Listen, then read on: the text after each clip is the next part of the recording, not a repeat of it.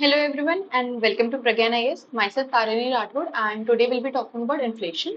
What exactly we mean by inflation, the different types of inflation, the related topics of inflation, deflation and everything, and other indexes which are used to measure inflation, WPI, CPI, industrial industrial investment production and other indexes which are used and the recent trends or the changes which happened when it comes to inflation measuring and everything. So let's get started. Firstly, let's understand what is inflation. So in general terms, if you have to understand what is inflation, we can know it by rise in price. Prices में rise होने का मतलब ही inflation है। अगर general price level में rise हो रहा है इसका मतलब महंगाई बढ़ रही है, इसका मतलब इन्फ्लेशन है, इकोनॉमी में इन्फ्लेशन हो रहा है। जब भी अभी रिसेंट में अपन ने ट्रेंड्स देखे थे इसका मतलब था कि इकोनॉमी में प्राइसेस का राइज हो रहा था, बहुत ज्यादा महंगाई हो रहा था। तो क्यों हो रहा था? क्योंकि प्राइसेस राइज होने के बहुत सारे रीजन हो सकते हैं, there different causes for it. Maybe supply नहीं है, मे बी लोगों के पास ज्यादा पैसा है, एक्सेस सप्लाई ऑफ मनी है और गुड उतना जल्दी आपके पास पैसा आ सकता है जल्दी एक मोमेंट्री या कुछ भी रीजन की वजह से। बट सप्लाई किसी भी प्रोडक्ट की सप्लाई को बढ़ने में थोड़ा टाइम लगता है। मतलब प्रोड्यूसर अंडरस्टैंड्स कि हाँ इस गुड की डिमांड हो रही है, जब डिमांड बढ़ रही है तो उसके बाद फिर सप्लाई बढ़ने में थोड़ा टाइम लगेगा बिकॉज प्रोडक्शन में टाइम लगता है। तो इमीडिएट लेवल पे नहीं बढ़ती है सप्लाई, तो इसलिए भी हो सकता है। और सप्लाई की कमी की वजह से भी इन्फ्लेशन बढ़ सकता है। There are different reasons for the inflation, but if you have to remember what is exactly inflation, it is rise in the general price level in the economy. In other words, if there is a fall in the value of money में fall होना इसका मतलब ही inflation है। इसकी वजह से, inflation की वजह से फॉल इन मनी होता है, वैल्यू ऑफ मनी में फॉल होता है। दैट मीन्स कि परचेजिंग पावर ऑफ मनी में भी फॉल हो रहा है। Will understand it by example. 100 rupees थे अपने पास and then earlier if you could buy 10 goods out of these 100 rupees, now due to inflation you can only buy 8 goods out of these 100 rupees.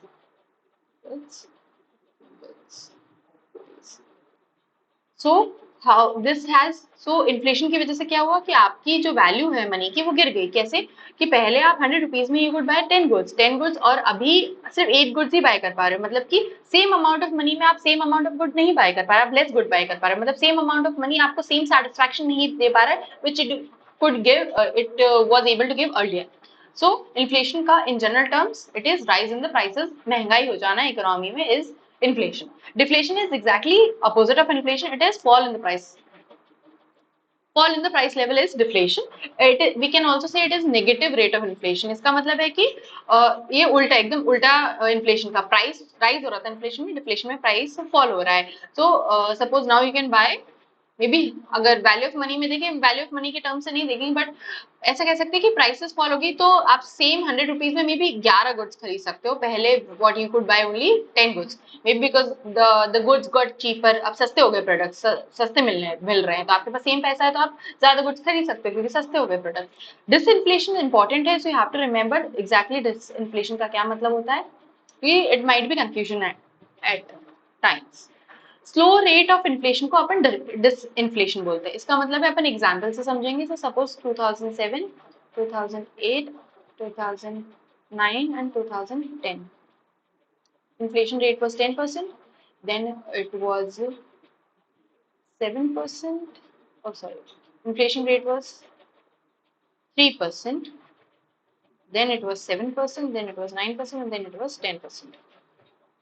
तो inflation rate में changes कैसे आ रहे हैं? पहले 3% थी, फिर इन्फ्लेशन तो बढ़ रहा है ना, मतलब इकोनॉमी में इन्फ्लेशन बढ़ रहा है, पर जिस रेट से बढ़ रहा है वो रेट कम है।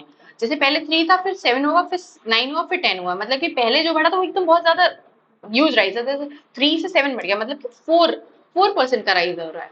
और फिर उसके बाद जितना बढ़ रहा है वो 7 से 9 हो रहा है, मतलब 2% का राइज है। और फिर 9 से 10 हो रहा है, मतलब 1% का राइज है। तो स्लो डाउन हो रहा है रेट ऑफ इन्फ्लेशन। जिस रेट से इन्फ्लेशन बढ़ रहा है वो उसमें स्लो डाउन, उसमें कम कम रेट से बढ़ रहा है। पहले 4% की रेट से बढ़ा था, फिर 2%, फिर 1%। So that there is a slow down in the rate of inflation, that is this inflation. मतलब इन्फ्लेशन तो हो रहा है, प्राइस लेवल तो बढ़ रहा है, बट वो थोड़ा धीरे धीरे बढ़ रहा है। तो रेट जो है इन्फ्लेशन के बढ़ने की वो कम है। And then skewness is an mathematical term. So basically, if you have to understand skewness, I'll show you with it. This is a graph. Graph इसका मिड पॉइंट कहाँ है? इसका मिड पॉइंट ये है, ठीक है। तो ये ग्राफ बिल्कुल भी स्क्यूड नहीं है, मतलब जितना 50% इधर है उतना ही 50% उधर है। पर सपोज हम ऐसा ग्राफ बनाएं जो थोड़ा सा ऐसा स्क्यूड है, तो ये वाला ग्राफ थोड़ा सा राइट लेफ्ट वर्ड साइड में स्क्यूड है। और अगर ऐसा वाला कुछ ग्राफ बनेगा तो राइट वर्ड साइड में स्क्यूड होगा, राइट वर्ड साइड में स्क्यूड है और वो लेफ्ट वर्ड साइड में स्क्यू, मतलब कि झुकाव है, उधर ज्यादा इंपॉर्टेंस दी जा रही है, मतलब राइट साइड में जो चीजें हैं उस चीज को ज्यादा इंपॉर्टेंस दी जा रही है और लेफ्ट साइड में जो चीज है उसको ज्यादा इंपॉर्टेंस है। जिस साइड भी स्क्यूड है उसका मतलब है उस साइड उस चीज का झुकाव ज्यादा है, ठीक है। स्क्यूनेस को मतलब हिंदी में झुकाव होता है कि हाँ ठीक है। फिर जनरल जो प्राइस है राइज है वो सस्टेन पीरियड ऑफ टाइम के लिए स्क्यूड है on some group of commodities. Skewed होने का मतलब कि इट इज इम्पार्शियल कह सकते हैं, may be it is not equally distributed. तो इन्फ्लेशन जो मे बी कुछ पर्टिकुलर चीजों की वजह से हो रहा है या कुछ पर्टिकुलर कमोडिटीज की वजह से होता है, वो उसको स्क्यूड इन्फ्लेशन बोलते हैं। इसका मतलब कि सारी चीजों में प्राइस लेवल में राइज नहीं हो रहा है, बट जस्ट कुछ चीजों में राइज होने की वजह से इकोनॉमी में इन्फ्लेशन हो गया है, तो उसको स्क्यूड इन्फ्लेशन बोलेंगे। Maybe the overall results are bit skewed, they are not telling you about the exact numbers maybe, ठीक है। स्क्यूड होना की मतलब कि झुकाव ज्यादा, मतलब कि इम्पार्शियल है, मतलब सॉरी पार्शियल है इन्फ्लेशन, की कुछ चीजों में ज्यादा चेंज आ रहा है उसकी वजह से बाकी सब पे चेंज दिख रहा है। तो स्क्यूड इनटू वन और स्मॉल ग्रुप ऑफ कमोडिटीज की तरफ से स्क्यूड होने का मतलब स्क्यूड इन्फ्लेशन होगा।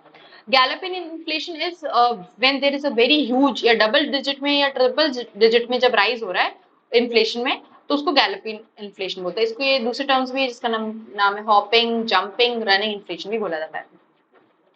हाइपर इन्फ्लेशन क्या है? लार्ज या एक्सलरेटिंग इन्फ्लेशन जब होगा जब प्राइस राइज में मोर देन 50% अ मंथ, मतलब कि प्राइस राइज जो हो रहा है वो 50% से भी ज्यादा हो रहा है एक ही महीने में, तो उसको अपन हाइपर इन्फ्लेशन बोलेंगे।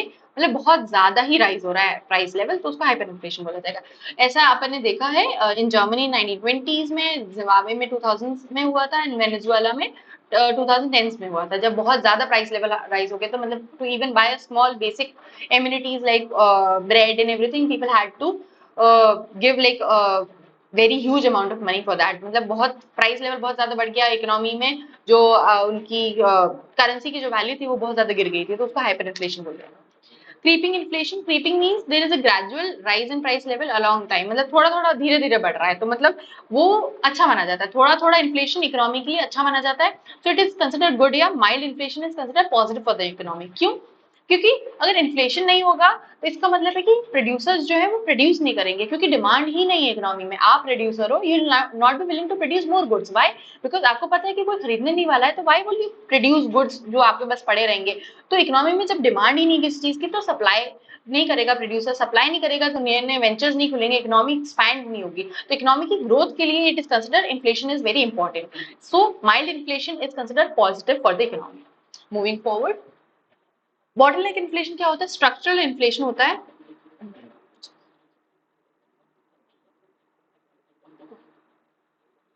Structural inflation occurs when price falls drastically and demand rises at the same level. Supply बहुत ज्यादा फॉल हो गई और डिमांड बढ़ गई। बॉटलनेक मतलब स्ट्रक्चरल चेंजेस की मतलब इकोनॉमी में उतना सामान नहीं था, मतलब मेजर इसमें डिमांड की वजह से नहीं हो रहा है, वो सप्लाई फॉल की वजह से जो इन्फ्लेशन हो रहा है उसको आप बॉटलनेक बोल सकते हैं। अब सप्लाई यूजुअली क्यों फॉल करती है? क्योंकि स्ट्रक्चरल चेंजेस की वजह से इकोनॉमी में मे बी रॉ मटेरियल नहीं आ रहा है, मे बी पेट्रोल वगैरह के प्राइसेस बढ़ गए, या कुछ भी रॉ मटेरियल नहीं आ रहा, सप्लाई नहीं हो पा रही, ट्रांसपोर्टेशन में प्रॉब्लम है, कोई भी रीजन है, तो सप्लाई नहीं हो पा रही, तो पर डिमांड उसकी बहुत ज्यादा है, सप्लाई बहुत ज्यादा गिर गई और डिमांड बहुत ज्यादा बढ़ गई, तो बॉटलनेक इन्फ्लेशन हो गया वो। ठीक है। इन्फ्लेशन टैक्स, इन्फ्लेशन टैक्स का मतलब है कि आप पे एक तरीके का टैक्स लगाया जा रहा है just for holding money.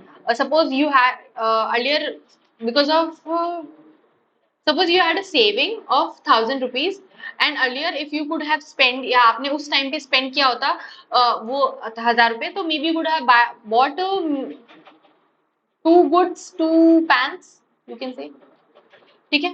And now if you spend the same amount, maybe you might not be able to buy two pants, maybe you can buy just one pant or something, maybe it is like 50% ज्यादा, बहुत ज्यादा हो गया है, 3 pants buy कर पा रहे, तो अभी 2 ही buy कर पा रहे हो।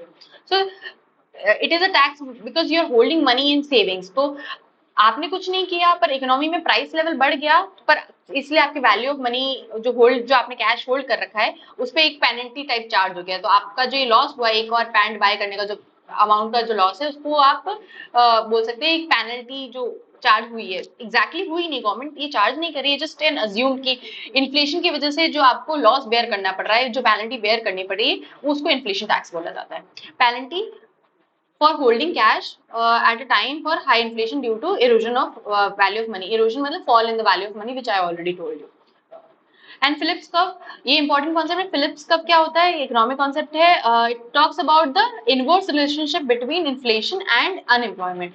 अनएम्प्लॉयमेंट और इन्फ्लेशन में इनवर्स रिलेशनशिप है। विल सी इधर, सपोज दिस पॉइंट, इस पॉइंट पे क्या है, इन्फ्लेशन बहुत ज्यादा है, ठीक है, और अनएम्प्लॉयमेंट बहुत कम है। तो इधर क्या है, हाई इन्फ्लेशन है एंड लो अनएम्प्लॉयमेंट है। सिंस इन्फ्लेशन में ये कब अपने को ये शो करे कि इन्फ्लेशन एंड अनएम्प्लॉयमेंट में इनवर्स रिलेशन है। So whenever it comes to Phillips curve, you just have to understand कि there is an inverse relation between unemployment and inflation. So यहाँ पे जब suppose inflation कम हो गया, we'll take this example only, ये कम हो गया इन्फ्लेशन, पहले यहाँ था I1 ले लेते हैं, या पाई से डिनोट होता है इन्फ्लेशन, तो पाई 1 ले लेते हैं, पाई 2 ले लेते हैं। तो इन्फ्लेशन गिर गया, तो अभी जो अनएम्प्लॉयमेंट था, वाई ले लेते हैं इसको, y1 एंड y2। सो जो अनएम्प्लॉयमेंट है वो बढ़ गया, इन्फ्लेशन गिरने की वजह से अनएम्प्लॉयमेंट इंक्रीज हो गया। So this shows, this graph, this is an rectangular hyperbola, it shows inverse relationship between inflation and unemployment. Inflation जैसे जैसे कम होगा वैसे वैसे अनएम्प्लॉयमेंट बढ़ेगा, ठीक है। So inverse relationship, that's just all you have to understand. Stagflation is characterized by slow economic growth and high unemployment. Stagnation accompanied by inflation. Stagflation मतलब कि इकोनॉमी में एक तो ग्रोथ भी कम है प्लस अनएम्प्लॉयमेंट भी बहुत ज्यादा, तो स्टैग्नेंट हो गई इकोनॉमी, एकदम रुक सी गई, ठहर सी गई, इकोनॉमिक ग्रोथ भी नहीं हो रही है, और लोगों के पास अनएम्प्लॉयमेंट है, मतलब कि लोग एम्प्लॉयड नहीं, मतलब उनके पास और पैसा नहीं, तो और डिमांड कम करेंगे, और डिमांड कम करेंगे तो और सप्लाई कम होगी, तो और इकोनॉमी में प्रोडक्शन नहीं होगा, तो स्लो होगा, स्लो डाउन हो जाएगा। तो ऐसा ग्रोथ भी नहीं है, अनएम्प्लॉयमेंट दोनों जब साथ में हो जाते हैं, उसको स्टैग्नेंट कंडीशन जब आ जाती है इकोनॉमी में, उसको स्टैग्फ्लेशन बोलते हैं। Then types of inflation. What are the two major types of inflation? That is cost push and demand pull. Cost push and demand pull. Cost की वजह से जो इन्फ्लेशन हो रहा है, कॉस्ट बढ़ने की वजह से, किसी भी चीज की कॉस्ट की बढ़ने की वजह से इन्फ्लेशन हो रहा है। मेजर किस में, जो सप्लाई हो रही है, जो प्रोडक्ट्स जो इकोनॉमी में सप्लाई, जिनकी डिमांड है, उसकी कॉस्ट बढ़ गई, रॉ मटेरियल की कॉस्ट बढ़ गई, इलेक्ट्रिसिटी की बढ़ गई, रेंट बढ़ गया, लेबर की वेजेस बढ़ गई, मे बी पेट्रोल की बढ़ गई, जो भी चीजें उस प्रोडक्ट को बनाने में यूज हो रही है, उन सब चीजों की अगर कॉस्ट बढ़ रही है, तो ऑब्वियसली वो प्रोडक्ट महंगा होगा, तो उसकी वजह से प्राइस बढ़ेगी। तो कॉस्ट बढ़ने की वजह से जो प्राइस बढ़ रही है, तो rise in the factors of production. Factors of production, जो 4 फैक्टर्स ऑफ प्रोडक्शन यूज होते हैं, land, labour, capital and entrepreneur, इनमें से किसी भी चीज की प्राइस बढ़ने की वजह से जो इन्फ्लेशन हो रहा है, उसको कॉस्ट पुश बोल रहे हैं। तो क्यों, क्योंकि इन सब की प्राइस बढ़ेगी, तो मतलब कि प्रोडक्ट की कॉस्ट बढ़ जाएगी, कॉस्ट बढ़ जाएगी, तो इकोनॉमी में अगेन कॉस्ट बढ़ने का मतलब है कि वो प्रोडक्ट जो पहले 10 रुपए का बिक रहा था, अब वो 12 या 13 रुपए का बिकेगा। वो इसलिए नहीं है क्योंकि इकोनॉमी में डिमांड ज्यादा है, इसलिए है क्योंकि कॉस्ट ज्यादा है, उसको बनाने में ही कॉस्ट इतनी आ रही है, इसलिए वो महंगा ही बेचना पड़ रहा है। तो इसलिए जो इन्फ्लेशन हो रहा है, उसको कॉस्ट पुश बोलते हैं। तो वो स्ट्रक्चरल चेंज की वजह से कि जो मेजर रॉ मटेरियल्स हैं वो टाइमली अवेलेबल हो, फ्यूल्स वगैरह की प्राइसेस ना बढ़े, इकोनॉमी में स्टेबिलिटी लाने के लिए, तो ये इन्फ्लेशन ज्यादा खराब माना जाता है, कॉस्ट पुश वाला। डिमांड पुल, डिमांड की एक्सेस डिमांड होने की वजह से लोगों के पास बहुत ज्यादा पैसा आ गया, तो लोग डिमांड ज्यादा कर रहे हैं कि हमारे पास इतना पैसा है तो हमको ये सारी चीजें चाहिए। और इतना पैसा, एक बार पैसा, supply of money can increase at an immediate level, you never know, it is very fluctuating in nature, right, but supply cannot increase. मतलब आपको आज की डेट में अगर किसी कोई इंडस्ट्री 1000 गुड्स प्रोड्यूस कर रही है, you can not immediately have that industry to produce 2000 goods या इवन 1100 या 1200 goods, because they do not have that much goods या रॉ मटेरियल्स, या उनके पास नहीं, उनको थोड़ा टाइम लगेगा, किसी भी प्रोडक्शन को बढ़ाने में थोड़ा सा टाइम लगता है। तो उस ड्यूरेशन में जो गैप आता है, उसमें डिमांड पुल हो सकती है, डिमांड ज्यादा हो सकती है। तो जब डिमांड ज्यादा है सप्लाई से, डिमांड पुल में डिमांड ज्यादा है सप्लाई से, तब ऐसा जो सिचुएशन अराइज होता है, उसको अपन डिमांड पुल इन्फ्लेशन बोलते हैं, क्योंकि वो इसमें सप्लाई लेवल, विदाउट डिमांड तो बढ़ गया पर सप्लाई नहीं बढ़ पाया, so there is too much money chasing few goods, तो बहुत कम सामान है, पैसा बहुत ज्यादा है, तो too much money is chasing very few goods, तो इसलिए प्राइस बढ़ गई। तो इसकी वजह से, डिमांड ज्यादा होने की वजह से जो प्राइस इंक्रीज होता है, उसको अपन ये बोलते हैं। कॉस्ट बढ़ने की वजह से जो प्राइस इंक्रीज हो रहा है, उसको, कॉस्ट बढ़ने की वजह से जो प्राइस इंक्रीज हो रहा है, उसको हम कॉस्ट पुश बोलेंगे, डिमांड बढ़ने की वजह से जो है उसको डिमांड पुश बोलेंगे। अब इन्फ्लेशन को मेजर करने के लिए अलग अलग इंडेक्सेस यूज होते हैं। The rate of inflation is measured या बेस्ड है प्राइस इंडेक्स पे। प्राइस इंडेक्स क्या है? Measures the average level of prices and not of the single good, मतलब average level price level measure करता है पर एक गुड का नहीं, बहुत सारी अलग अलग गुड्स का। और inflation is measure in point to point basis. Point to point मतलब इन्फ्लेशन प्राइसेस बहुत फ्लक्चुएटिंग है, so if you are measuring inflation today, it might be possible due to whatever reason there might be fluctuation in price and it might come out different tomorrow. So when you are measuring price, so you're taking current month ka price compared with the corresponding या previous year का price, so that you know the difference that how much change has happened या previous year के month का difference same month में आज के month में कितना है और previous year उस month में कितना हुआ करता था price, so you'll know the difference कि हाँ इस month में इतना, इस month है इस year 2024 में जो अभी अप्रैल month में जो price चल रहा है it is 100 rupees या कुछ ऐसा, and last year it was maybe 110 rupees। तो इकोनॉमी में अभी क्या डिफ्लेशन है क्योंकि प्राइसेस गिरे हुए हैं, या फिर last year if it was 100 rupees and this year it is 200 rupees, तो इन्फ्लेशन है, बहुत ज्यादा इन्फ्लेशन है कि पहले 100 रुपीज में ही मिल रही थी और इस साल एक ही साल में इतना ज्यादा प्राइस बढ़ गया, अभी आज की डेट में 200 में मिल रही है, तो that is like a rise in price level. Inflation को मेजर करने के लिए प्राइस इंडेक्स भी बहुत सारे डिफरेंट टाइप्स के होते हैं। मेजर दो टाइप्स है, वो है wholesale and consumer price index. Wholesale price index wholesale level पे मेजर करता है जो भी प्रोडक्शन के लिए जो काम आ रही है होलसेल लेवल पे जो चीजें बिक रही है उसका, और रिटेल लेवल पे जो मेजर करता है वो कंज्यूमर पर्पज के लिए जो रिटेल मतलब as a consumer you and me when we go to shop and we buy products, that is retail level पे आप जो बाय कर। होलसेल जो प्रोडक्शन लेवल पे होता है जो होलसेल में बिकना होता है, ठीक है। तो होलसेल होलसेल वाला मेजर करता है, कंज्यूमर प्राइस रिटेल लेवल पे मेजर करता है। दोनों के लिए अलग अलग मिनिस्ट्रीज है जो कैलकुलेट करती है। होलसेल वाला economic adviser, office of economic adviser and ministry of commerce and industry measure करती है। इसका CPI is measured by NSO of ministry of ministry of statistics and programme implementation, that is MoSPI. तो ये CPI NSO major करता है, जो NSO जो मॉस्पी के अंदर आता है। इसमें बेस ईयर, इन दोनों का बेस ईयर डिफरेंट है, इसमें 11-12 लिया जाता है, इसमें 2012 लिया जाता है। ये 14th ऑफ एवरी मंथ होता है, ये 12th of every month release होता है। And then there are items जो इसमें कवर्ड है, इसमें 697 आइटम्स है, इसमें 229 है। 229 plus there is here it is different, urban, rural and urban. There is 460 and 490, there's something like that, 490, oh, let me see, 448. For rural it is 448 and for urban it is 460. Okay. So different, the number of items which are included in CPI rural and urban are different. And the range of या categories of products or goods which are included, इसमें तीन ही category हैं when it comes to WPI. It is primary articles, manufactured, fuel and power. ये weightage दिया हुआ है कि कितना वेटेज है इन सब में। इसमें सबसे ज्यादा वेटेज मैन्युफैक्चर्ड प्रोडक्ट्स को दिया हुआ है, उसके बाद प्राइमरी आर्टिकल्स को है, उसके बाद फ्यूल एंड पावर को है। तो 64% weightage is given to manufactured.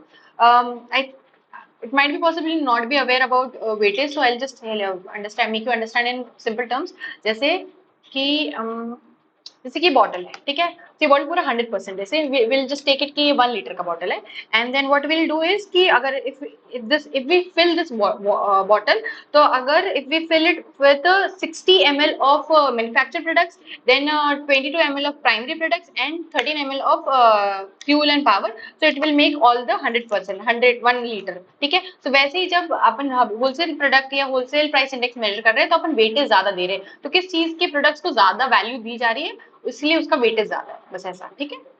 And then consumer price index में will take a range of products which firstly the most important weightage is given to food and beverages, जिसमें 45% का weightage दिया जा रहा है। then pan, tobacco, intoxicants को 2.38% का weightage है। then clothing and footwear is 6.53, housing is 10%, fuel and light is important because it is why it is highlighted, I'll tell you in next slide।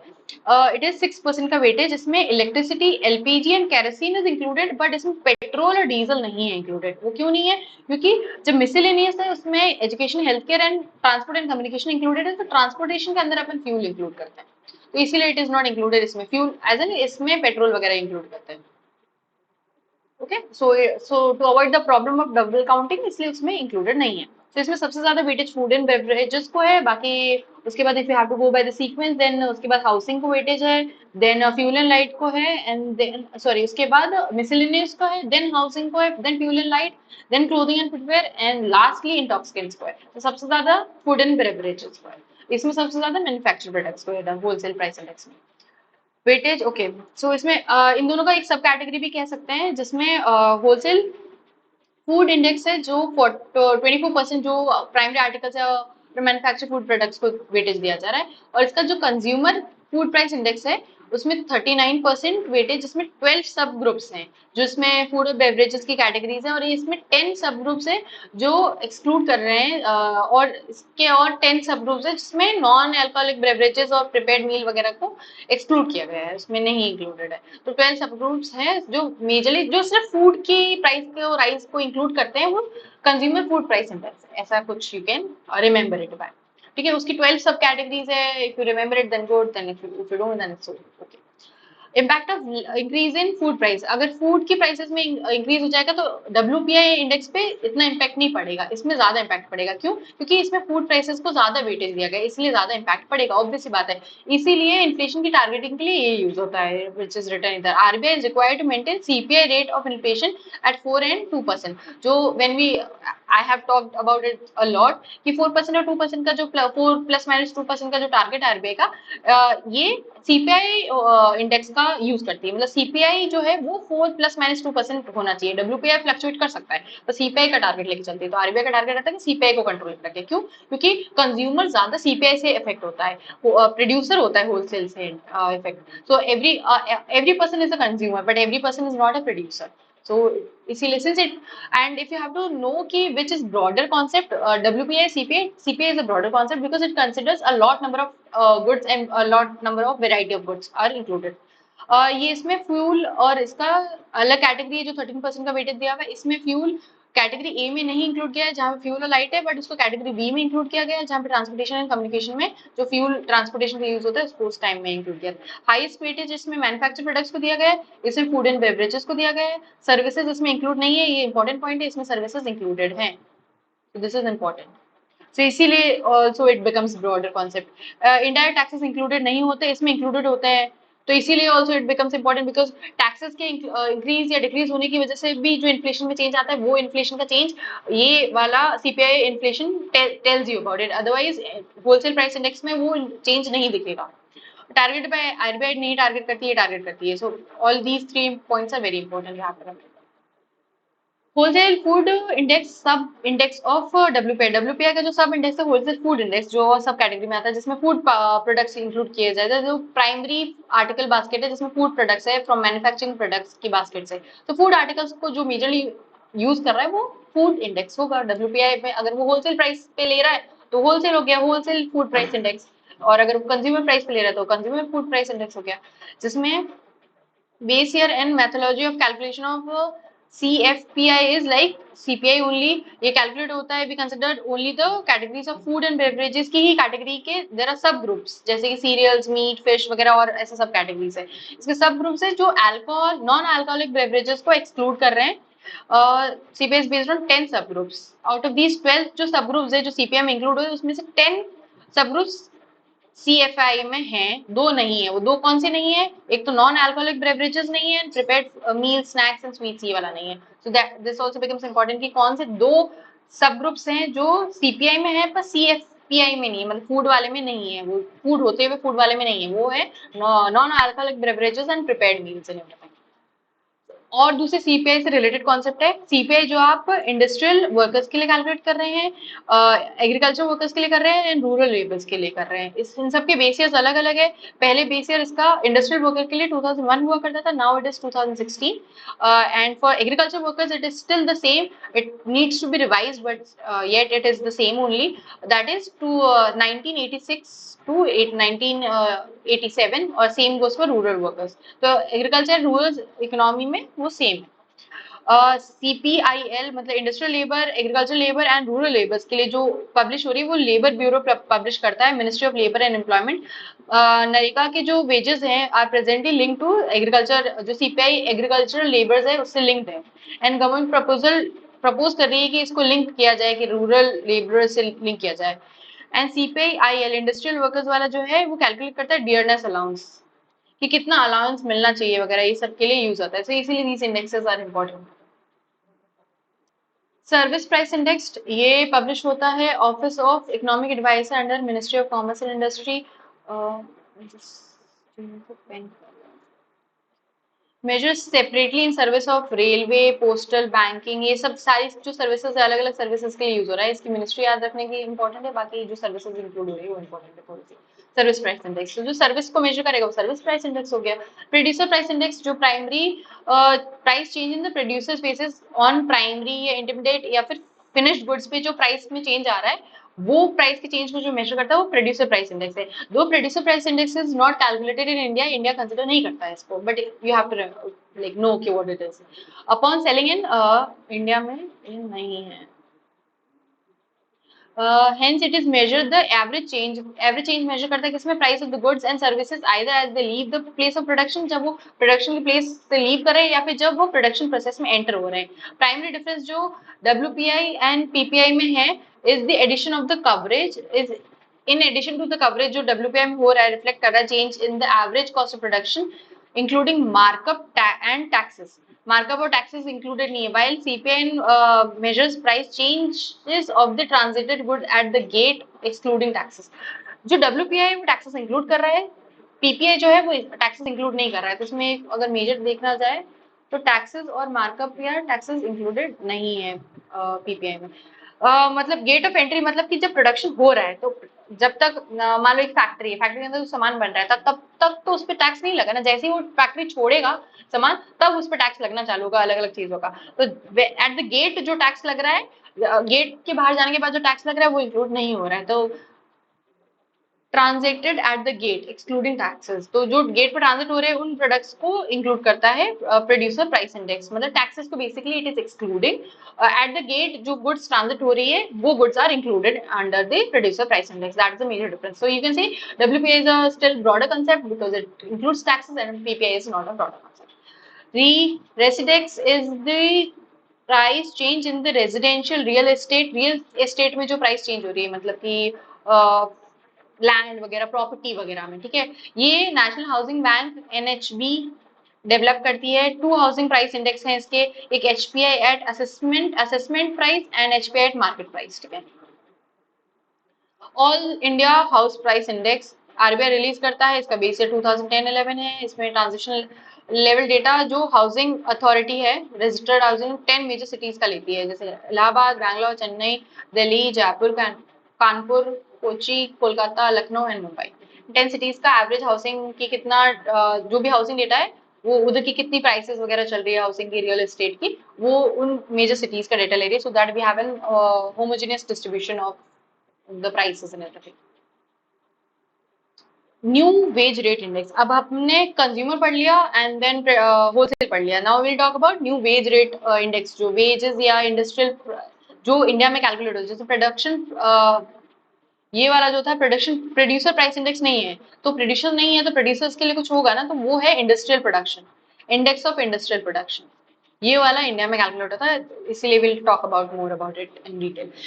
Economic indicator which measures relative changes in the wage level in selected industries. It can be considered like index of industrial production which tracks changes in the volume of industrial production. तो जो volume है industrial production में जो change हो रहा है उसको जो track कर रहा है वो इसमें include होता है index of industrial production में। इसकी ओल्ड पहले क्या था और अभी कुछ चेंजेस आए हैं, वो क्या क्या चेंजेस है। पहले जो बेस ईयर था वो 63 65 था, ऑब्वियसली इसको रिवाइज करने की जरूरत थी, तो अभी 2016 को बेस ईयर माना गया है। इफ यू आर कंफ्यूज कि व्हाट इज बेस ईयर, किस ईयर को बेस ईयर माना जाता है, बेस ईयर होता क्या है। बेस ईयर ऐसा ईयर होता है जिसमें बहुत ज्यादा फ्लक्चुएशंस नहीं हुई, मतलब इकोनॉमी स्टेबल रही है, मतलब ना ज्यादा बहुत ऊपर ना ज्यादा बहुत नीचे, स्टेबिलिटी रही है, उसको बेस माना जाता है। बेस कैसा होता है, एकदम स्टेबल, राइट। सो स्टेबिलिटी से if you measure anything so you can actually see the change, कि चेंज कितना बड़ा या कितना कम है। सो चेंज को मेजर करने के लिए अपने को will have to take a level ground, तो लेवल ग्राउंड के लिए we take base year, so base से we measure the changes. Okay, publish by, ये लेबर ब्यूरो पब्लिश करता है दोनों अभी भी। ये पहले ईयरली बेसिस पे आता था, अभी हाफ ईयरली बेसिस पे आ रहा है। इसमें पहले मैन्युफैक्चरिंग, माइनिंग और प्लांटेशन ही होता था, अभी पहले भी सेम था, अभी भी सेम है। But the number of industry जो पहले थी वो अभी चेंज हो गई, पहले 21 थी, अभी 37 हो गई है। 37 कैसे? मैन्युफैक्चरिंग में बहुत ज्यादा इंडस्ट्रीज का एडिशन हुआ है, माइनिंग में और प्लांटेशन में सेम सेम है। एंड देन हाईएस्ट इंडस्ट्रीज, जो हाईएस्ट था पहले मैन्युफैक्चरिंग का, अभी लोएस्ट प्लांटेशन है, अभी भी हाईएस्ट मैन्युफैक्चरिंग, लोएस्ट प्लांटेशन ही है। एनहांस्ड कवरेज, अब इसी के बारे में डिटेल में पढ़ते हैं। New series cover seeks to cover 700 occupations and makes the index more representative, expanding the number of industries, sample size and the weightage of industries। तो expand कर रही है कि कितनी इंडस्ट्रीज होनी चाहिए, कितने sample size होनी चाहिए, weightage कितना मिलना चाहिए इंडस्ट्रीज को, सब expand हुआ है। While the previous series covered 21 industries, new series अभी 37 industries cover कर रही है, 30 from manufacturing and 3 from each mining and plantation। No, 4 from each, there's like 4 from mining and 3 from plantation। Yeah. Modification, under the modification manufacturing sector, modifications क्या क्या हुए हैं manufacturing sector में? 16 industries थी, जैसे कि synthetic textile, publishing, footwear, petroleum, drugs, medicine have been added. तो ऐसी ये सारी कुछ 16 इंडस्ट्रीज ऐड हुई है। पहले कितना था मैन्युफैक्चरिंग में? 14 ही थी, 14 से अभी 30 हो गई हैं, तो 16 ऐड हुई। 16 में से कौन सी मेजर, ये देख सकते हैं, synthetic textile, publishing, footwear, petroleum, drugs, medicine वगैरह, ये काफी अभी बूम पे है, तो इसलिए these things are added so to have a holistic understanding of what are the changes in everything। और प्लांटेशन के अंदर 3 मेजर है, so you can remember it, T, coffee and rubber plantation के अंदर है। रिटेन्ड एंड एनहांस्ड कवरेज हुई है उसमें। कवरेज मतलब कि अगर प्लांटेशन के अंदर कुछ कुछ एरियाज के लिए, तो अब सारे एरिया के लिए तो कवरेज एनहांस हुई है, पर number of industries have remained same. Mining sector में oil mining industry has been introduced in the basket in place of mica mines. Mica mine की जगह ऑयल माइनिंग इंट्रोड्यूस हुई है। Industries benefit of new series, क्या एक valuable insight provide करती है, determine the minimum wage और national floor wage policy के लिए, कि कितना वेजेस होने चाहिए, बेसिक मिनिमम वेज कितनी होनी चाहिए, उसके लिए एक बेस लाइन प्रोवाइड करती है। Food price index, food association of food agriculture organisation publish करता है इसको। It tracks the international prices of most traded food commodity, track करता है इंटरनेशनल प्राइसेस की जो मोस्ट ट्रेडेड फूड कमोडिटीज है उनकी।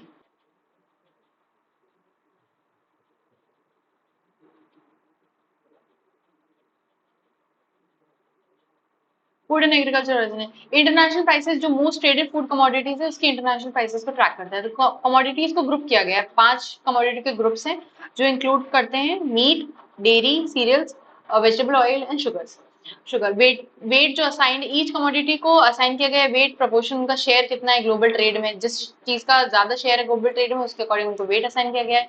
बेस ईयर क्या है? 3-year period is chosen to minimise the impact of variation in both internationally traded prices and quantities। Earlier the base year was 2002 and 2004, but now it has been changed to 14-16। ठीक है, 3 years का period, पूरा 3 year का period को यहाँ पे base year लेते हैं। यूजुअली 1 ईयर का पीरियड को ही बेस ईयर माना जाता है, पर इधर 3 ईयर का पीरियड को बेस ईयर माना जाता है, सो दैट इम्पैक्ट जो है, वेरिएशन जो है, वो उतना ज्यादा इफेक्ट नहीं कर रहे। तो वेरिएशन का इम्पैक्ट कम करने के लिए बेस ईयर का पीरियड थोड़ा ड्यूरेशन बढ़ा दिया गया है।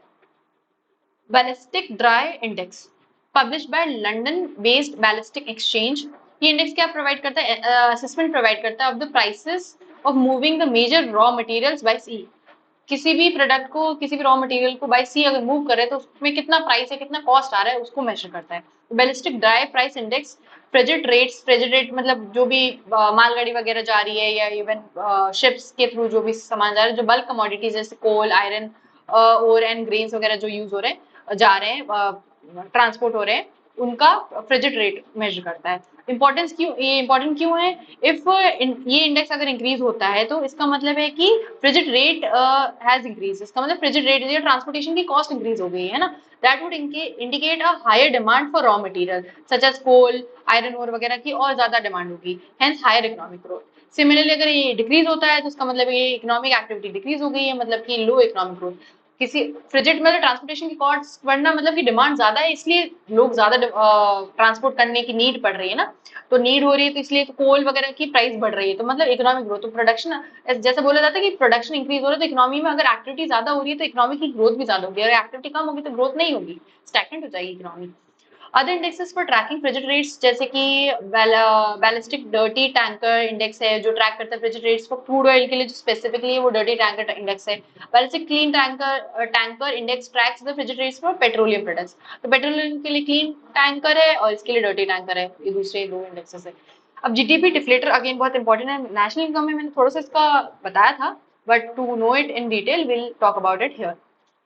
मेजर करता है जीडीपी डिफ्लेटर, क्या मेजर करता है, inflation calculated as the ratio of GDP at the current price to the GDP at constant price.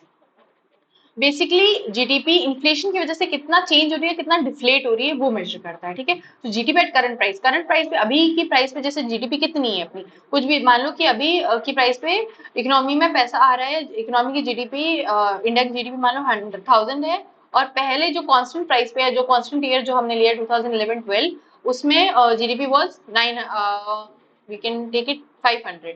तो जो चेंज आया है वो अप्रोक्सीमेटली 2 इंटू 100, तो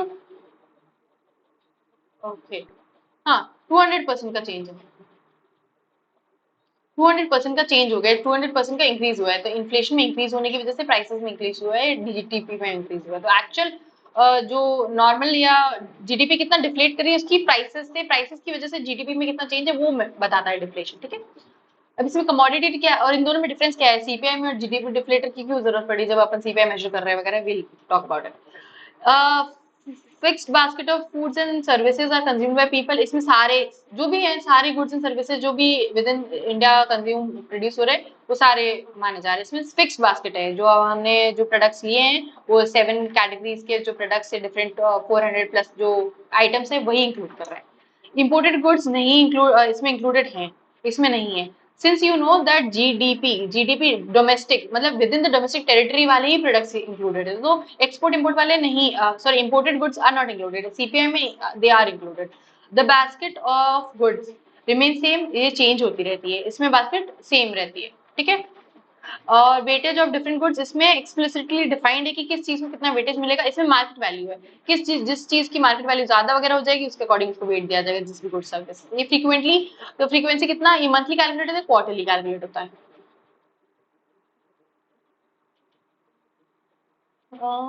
जो हेडलाइन एंड कोर इन्फ्लेशन के अंदर ये दोनों बहुत इंपॉर्टेंट है, हेडलाइन और कोर इन्फ्लेशन क्या होता है, क्योंकि कभी कभी पूछ लेते हैं कि हेडलाइन इन्फ्लेशन ये है, कोर इन्फ्लेशन, बहुत minor difference, you have to understand it. The headline inflation simply refers to the inflation in CPI या और WPI covering all the categories of goods and services. On the other hand, core inflation exclude the volatile changes of food and fuel to measure the change in the price level of goods and services. Headline मतलब कि जो simply जो inflation जो CPI और WPI में जो cover हो रही है गुड्स एंड सर्विसेज, उसी को हेडलाइन बोल रहे हैं, जो मेजर प्राइमरी एक्टिविटीज या प्राइमरी प्रोडक्ट्स का जो चेंजेस है वो हेडलाइन में आ रहा है, जो मेजर यूज ज्यादा यूज होती है वो हेडलाइन में। कोर क्या बता रहे हैं, कोर जब फूड और फ्यूल को जब एक्सक्लूड कर रहे हैं, दैट टॉक्स अबाउट कोल, क्यों, क्योंकि फूड और फ्यूल में बहुत ज्यादा फ्लक्चुएशन है, बहुत वॉलेटाइल कैटेगरी है, बहुत जल्दी फ्लक्चुएशंस होता है, सो टू एक्चुअली सी कि एग्जैक्टली सही में प्राइस में चेंज हुआ है या जो वॉलेटाइल चीज है उनमें चेंज होने की वजह से इन्फ्लेशन हो रहा है, तो वो कोर इन्फ्लेशन अगर होगा तो इकोनॉमी में बहुत बुरी कंडीशन होगी, क्योंकि उसमें बहुत ज्यादा मतलब कोर वैल्यूज में, कोर वाले प्रोडक्ट्स में चेंज हो गया है। फूड तो ठीक है चेंज होता रहता है, ठीक है आज ज्यादा है तो कल मे भी कम हो जाएगा, फ्यूल फूड तो कैन चेंज, बट बाकी चीजों में अगर प्राइस राइज की वजह से इन्फ्लेशन हो रहा है तो वो कोर इन्फ्लेशन माना जाएगा। जब फूड और फ्यूल को एक्सक्लूड कर देंगे that would be core. Headline would be what, जब सीपीआई और डब्ल्यूपीआई वाले ही इन्फ्लेशन को जब ले रहे हैं वो हेडलाइन है। हेडलाइन में majorly we talk about three things, let me tell you.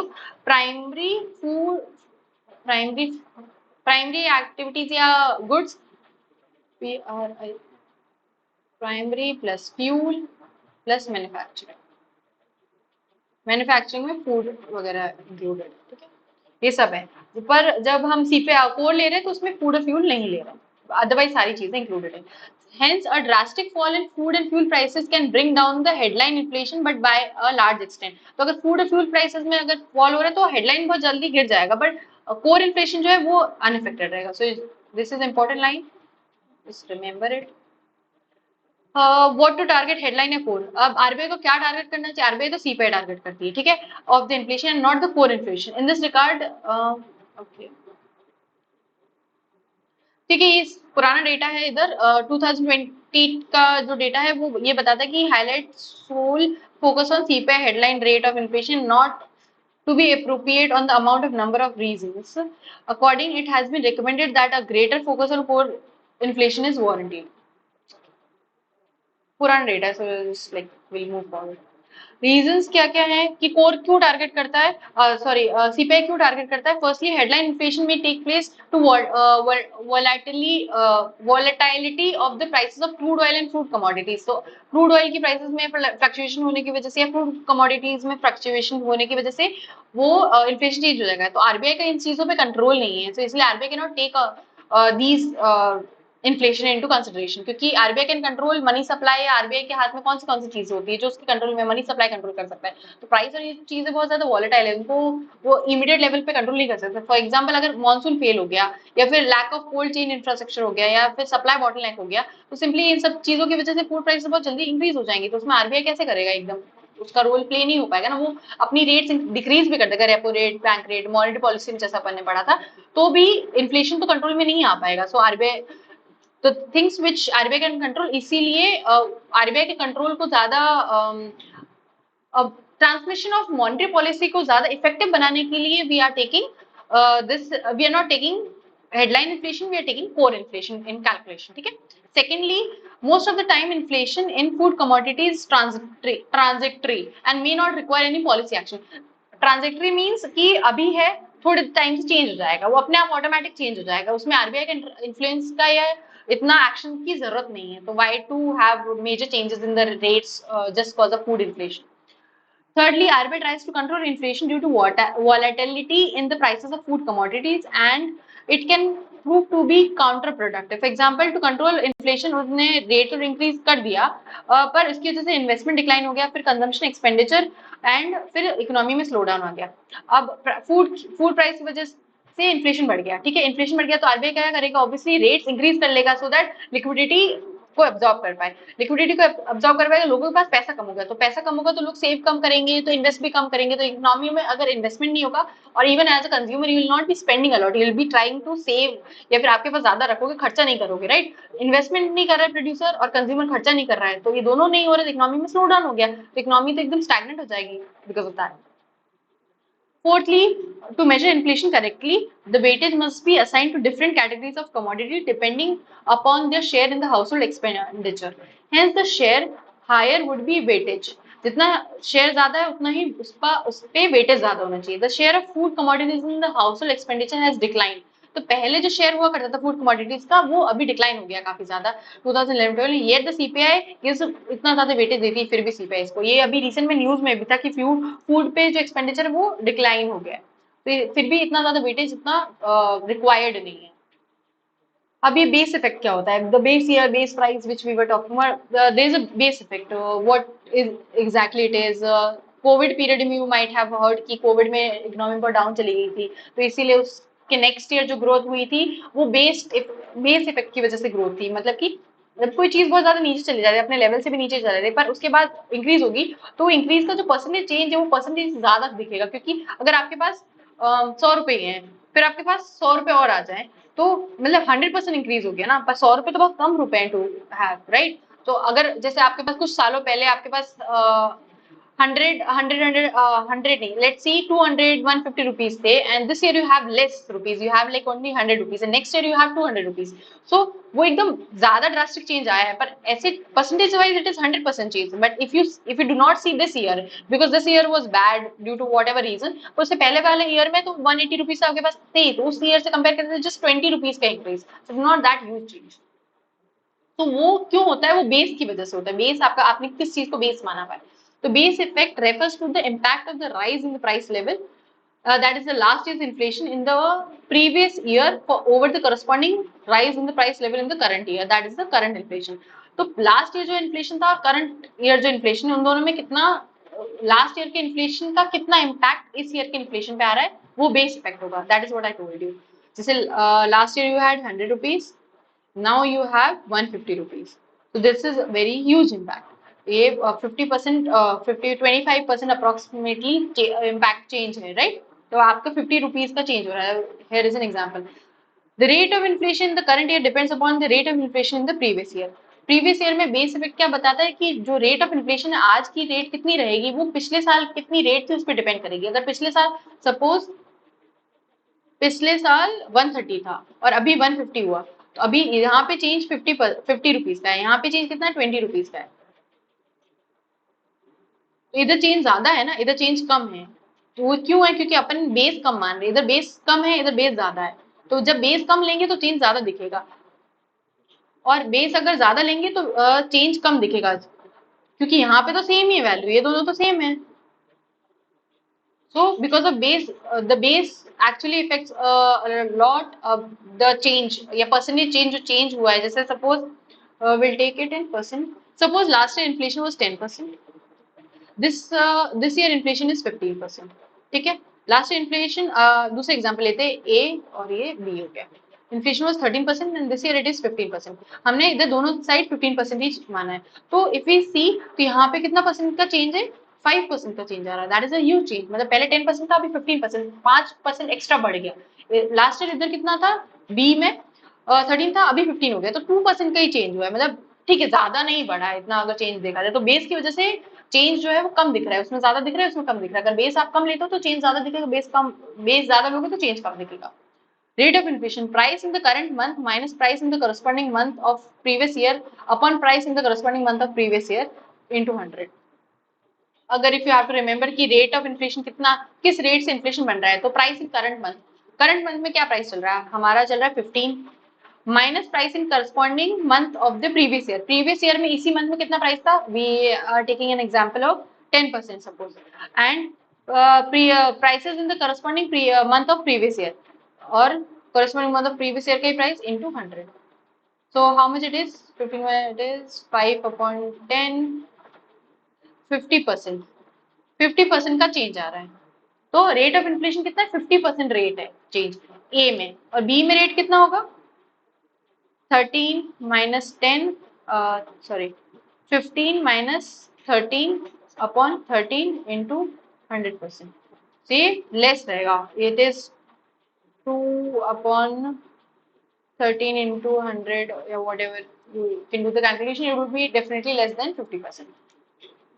So higher the value of base है डिनोमिनेटर की जितनी ज्यादा वैल्यू होगी उतना ही लोअर रहेगा रेट ऑफ इन्फ्लेशन. यहाँ पे 10 था यहाँ पे 13 है तो जब 10 था तो ज्यादा इन्फ्लेशन था, जब 13 है तो कम रहेगा inflation. Lower the value of base the higher will be the value of inflation. There is a scenario given. चलो ठीक है there it is given here. Scenario 1 इसमें 100 है, इसमें 150 है और इसमें 200 है. रेट ऑफ इन्फ्लेशन इसमें 50% है, इसमें 33% है. जब अब सिनेरियो दूसरा इसमें भी अपन ने 100 लिया है एंड देन इस ईयर में 110 है, पहले 150 था, इसमें दोनों में 200 लिया है और इधर 150 था तो इसलिए इधर चेंज ज्यादा, रेट ऑफ इन्फ्लेशन ज्यादा है और इधर रेट ऑफ इन्फ्लेशन कम थी. पर सिनेरियो दूसरे सिनेरियो में अगर ये 150 की जगह कम होता तो रेट ऑफ इन्फ्लेशन कम है ना क्योंकि सिर्फ 10% का चेंज हुआ है, इधर सिर्फ 50% का चेंज हो रहा है, इधर सिर्फ 10% का चेंज हो रहा है. और अगर इधर से चेंज देखे तो 33% का चेंज है. 110 से चेंज देखे तो इट इज 81% का चेंज है. दोनों में 200 ही हो रहा है बट चेंज कितना ज्यादा है, इधर 81% का चेंज हो रहा है, इधर 31% का ही हुआ. तो इतना क्यों? क्योंकि यहाँ पे बहुत ज्यादा कम था, यहाँ पे अगर ज्यादा होता तो चेंज इतना नहीं होता. कॉबवेब फिनोमेना क्या है? Actually it is a rise, it is a phenomena which was given by Keynes. Cobweb production function के अकॉर्डिंग कह सकते हैं. तो ये एक्सप्लेन करता है large scale production function in the prices of pulses in Indian market. If the prices are higher, chalo we'll read it and then we'll see. If the prices are higher in the previous year, a greater number of farmers sow pulses in the current year, leading to a overproduction and subsequent decline in the prices. The lower the prices in the current year, disincentivizes the farmers to grow crops in the next cropping year, leading to underproduction and subsequent increase in the prices. जैसे कि Indian market है, अगर बहुत ज्यादा prices high है, last year आप एक farmer हो, सपोज लास्ट ईयर प्राइसेस बहुत हाई थी, आप यू ग्रो वीट, ठीक है, लास्ट ईयर वीट की प्राइस बहुत ज्यादा हाई थी, सो यू विल कंसिडर कि हाँ ठीक है वीट बहुत अच्छा बिका, अच्छी प्राइस बिका, so you will grow wheat only. So what you will do, you will grow a lot of, everyone would do that, उसकी वजह से ओवर प्रोडक्शन हो जाएगा, तो बहुत ज्यादा प्रोडक्ट हो जाएगा, तो उसकी वजह से किसी भी चीज की सप्लाई ज्यादा होती है डिमांड के कंपैरिजन में, तो उसकी प्राइस गिर जाएगी, तो प्राइस गिर जाएगी। तो अब इस साल प्राइस गिर गई, तो अब प्राइस गिर गई किसी भी चीज की, तो अब फिर आप इसके जो नेक्स्ट ईयर जब उगाओगे तो आपको लगा यार वीट उगाया था बट इतना बिका नहीं, सो दिस ईयर तो maybe I so less wheat, तो कम वीट उगाऊंगा, तो एवरीवन वुड डू दैट, तो डिसइंसेंटिवाइज करा, आपको इंसेंटिव्स कम है इस चीज पे, आपको लग रहा है कि मे बी प्रॉफिट इतना नहीं है, तो you will not grow a lot of wheat, तो इसकी वजह से अंडर प्रोडक्शन होगा, जितना रिक्वायर्ड इकोनॉमी उससे अंडर प्रोडक्शन हो रहा है, इसकी वजह से प्राइसेस बढ़ जाएंगे, क्योंकि डिमांड तो है उतनी जितनी पहले थी, उतनी की उतनी तो अभी तो है ना, तो डिमांड है पर सप्लाई नहीं हो पाई, तो इसलिए अंडर प्रोडक्शन की वजह से प्राइस बढ़ जाएगी, तो ये साइकिल होता रहेगा, तो इसको कॉबवेब फिनोमेना बोलते हैं जस्ट। अब कैंटोलिन इफेक्ट क्या होता है, ये एक्सप्लेन करता है how change in the supply of money in an economy can effect the prices of different goods in different proportion, this is because the real purchasing power of an individual is not affected uniformly by the change in the money supply।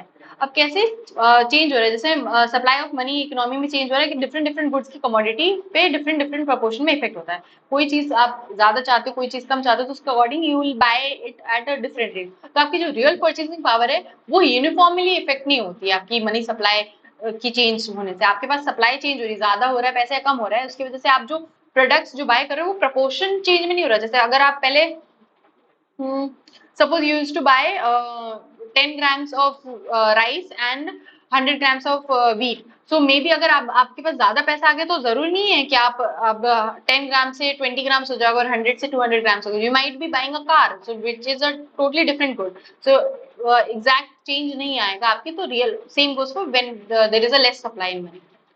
Quantity theory of money क्या है, increase in the overall money supply in an economy causes proportionate increase in the prices of goods and services over a long run, अगर money supply increase हो रही है उसकी वजह से prices of goods and services भी long run में increase होगी, so if money supply in an economy is double, तो अपन रफली कह सकते हैं कि doubling the price across the economy, रफली लॉन्गर ड्यूरेशन में प्राइसेस भी डबल हो जाएंगे अगर मनी सप्लाई डबल हो रही है।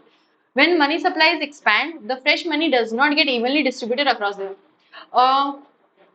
it is कैंडलन इफेक्ट को अंडरस्टैंड करने के लिए will understand rich and poor, ठीक है, मनी सप्लाई बहुत ज्यादा बढ़ गई, बहुत ज्यादा बढ़ गई, तो जो मनी सप्लाई बढ़ रही है वो उसका जो इफेक्ट है, it was not about the good, sorry the explanation which I give you just forget it and now will take, जो मनी सप्लाई बढ़ रही है तो मनी सप्लाई जरूरी नहीं है ना इवनली डिस्ट्रीब्यूटेड हो in the economy, there are 100 people in the economy, if there is an increase of 100 rupees, तो जरूरी नहीं है सबको एक एक रुपया मिल जाए, हो सकता है किसी को 20 रुपए मिल रहे हैं, किसी को 50 मिल रहे हैं, किसी को कुछ भी नहीं मिल रहा है, किसी को 0.1 मिल रहा है, किसी को 1 मिल रहा है, ठीक है, so it is very different and not a proportional distribution in the economy of the increase in the money supply, money supply का जो इफेक्ट है या मनी सप्लाई का जो इंक्रीज है वो इवनली डिस्ट्रीब्यूटेड नहीं होता है, जो फ्रेश मनी सप्लाई वो इवनली डिस्ट्रीब्यूटेड नहीं है पूरी इकोनॉमी में, जो फर्स्ट रिसीव कर रहे हैं या जिस इंसान को पहले जो फ्रेशली जो क्रिएट हुआ मनी जो मिल रहा है वो अपनी सर्टेन बाय करेगा किसी भी गुड को या कमोडिटी को, तो उस चीज का प्राइस बढ़ा देगा,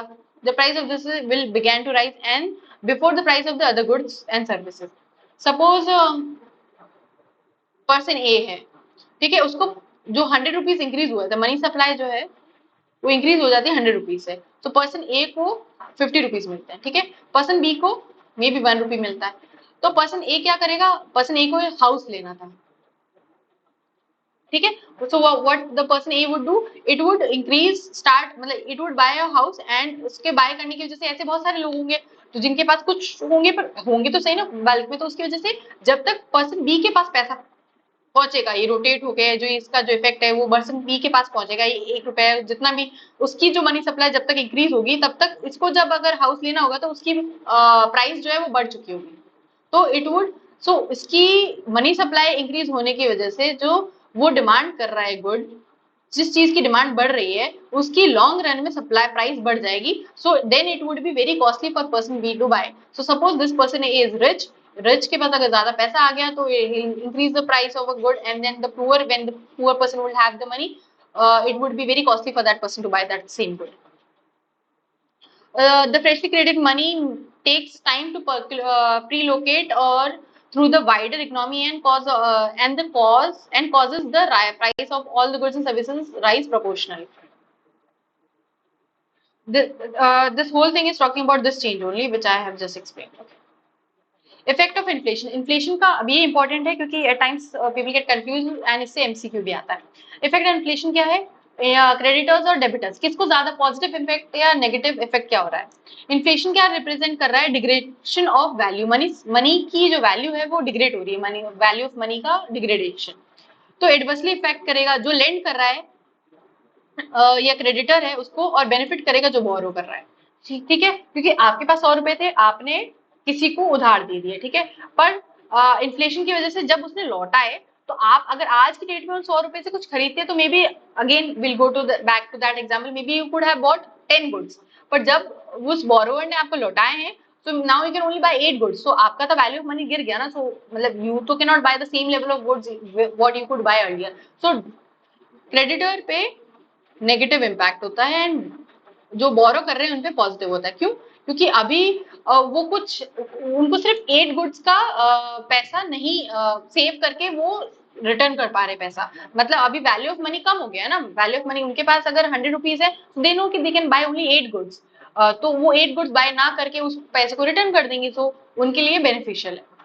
अब रेट ऑफ इन्फ्लेशन क्या होता है, real rate of inflation nominal at the interest minus inflation. Real interest rate क्या है, रेट ऑफ इन्फ्लेशन रियल क्या होगा, जिसमें से अपन इन्फ्लेशन माइनस कर देंगे वो रियल हो जाएगा। ऑब्वियसली इन्फ्लेशन का रियल और नॉमिनल में majorly whenever we talk about real and nominal, it's always about price या प्राइस चेंज, और प्राइस चेंज इकोनॉमी में सबसे ज्यादा कहाँ पे दिखता है, inflation is only talking about price change, right, it is talking about the rise in the prices. तो राइज इन द प्राइसेस की वजह से जो चेंज हो रहा है उसको हटाने के लिए अब हम प्राइस या माइनस कर देते हैं इन्फ्लेशन को, तो जब इन्फ्लेशन को माइनस कर देंगे तो रियल आ जाएगा, जब उसमें इन्फ्लेशन एडेड होगा तो वो नॉमिनल होगा। सपोज ए बैंक है, गिव्स लोन देती है 10% पे, अब इन्फ्लेशन होगा इकोनॉमी में 5% का, तो actual rate of interest to be paid by the borrower would be 5% only. क्यों? क्योंकि 5% का तो इन्फ्लेशन ही हो गया है, तो उसको रियल में अगर एक्चुअल में देखा जाए उसको कितना परसेंटेज ऑफ इंटरेस्ट पे करना है, उसको 5% ही करना है। Investment, moderate rate of investment is 4%, indicates higher demand and thus leads to an increase in investment in the economy. However, very high rate of inflation could lead to macroeconomic instability and thus lead to lower investment.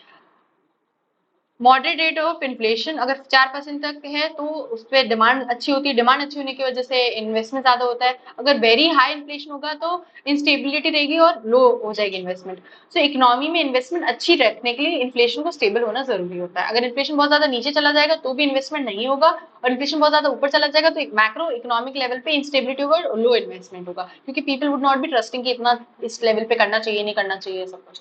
Saving, increase in inflation, अगर inflation increase होगा तो that would lead to mean holding money as saving as not good option.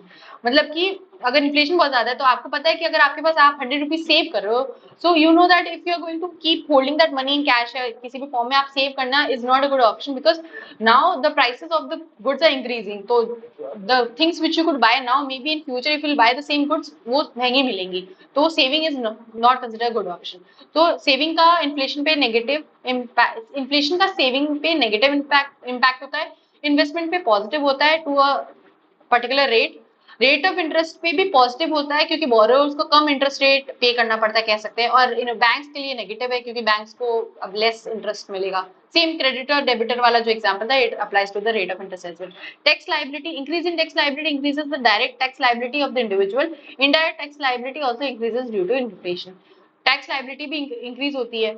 और exchange rate, inflation leads to depreciation of rupee, rupee की value या value of money गिरना मतलब depreciation appreciation. Foreign exchange के concept है, depreciation मतलब भाई value of रूपी का डॉलर या किसी और फॉरेन करेंसी के कंपैरिजन में रूपी का वैल्यू गिरना। और in simple example if you want to understand it could be, जैसे $1 पहले था 60 रुपीज का, अभी वो सेम डॉलर खरीदने के लिए हैव टू स्पेंड 70 रुपीज, तो 10 रुपए ज्यादा पे करने पड़ रहे आपको सेम डॉलर, मतलब डेप्रिशिएट हो गया डॉलर के कंपैरिजन में। तो इन्फ्लेशन की वजह से महंगाई बढ़ गई, महंगाई बढ़ गई मतलब आपका रुपया सस्ता हो गया और आपको ज्यादा पैसे देने पड़ रहे हैं सेम चीज खरीदने के लिए। तो दैट इज व्हाट, जस्ट ज्यादा पैसे देने पड़ रहे हैं सेम चीज खरीदने के लिए, it is the overall concept of inflation. If you remember this you will be able to know कि किस चीज पे कितना इम्पैक्ट पड़ रहा है। Price stabilization fund, procurement of onion, pulses and tomato from farmers made available at more reasonable prices to the consumer. Price stabilisation fund use होता है ताकि कुछ बेसिक चीजें जो फार्मर से कंज्यूमर को अवेलेबल कराई जाए रीजनेबल प्राइसेस पे। Operation Green, top to total, protect the growers of fruits and vegetable from making distress sale, मतलब अगर एकदम अचानक से या मतलब उनको स्ट्रेस में आके जो सेल कर देते हैं वो, उसको उससे बचाने के लिए फार्मर्स को या ग्रोअर्स को ये है Operation Green. Recently the ambit of scheme was extended to, not recently, it was earlier but still extended to tomato और अनियन और पोटैटो में भी को भी इंक्लूड किया गया था, इसलिए टॉप टॉप टू टोटल, पहले टॉप ही था अभी टोटल है एल, ये दो चीजें और इंक्लूड कर दी गई। To all fruits and vegetables, पहले सिर्फ तीन थी अभी ऑल फ्रूट एंड वेजिटेबल है, इसलिए टोटल ये ministry of food processing industries use करती है। Okay, with this we end the chapter. I hope you like it, thank you.